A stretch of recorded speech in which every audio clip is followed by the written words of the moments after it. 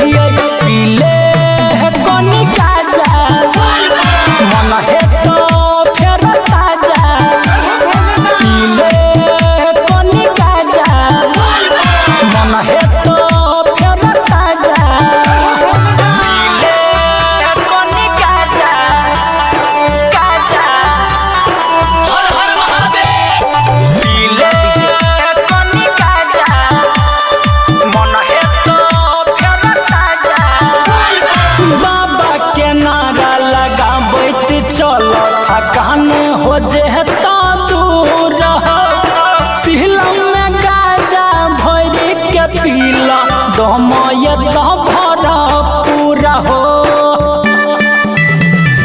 बाबा के नारा लगाबैत चल थकान हो जेता दूर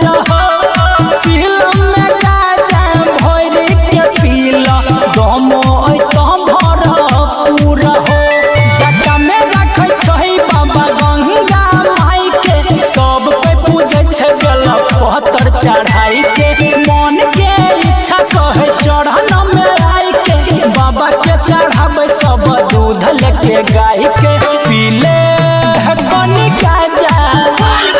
मन है तो फिर ताजा पीले कोनी काजा मन है तो फिर ताजा पीले कोनी काजा काजा हर हर महादेव पीले कोनी काजा मन है तो फिर ताजा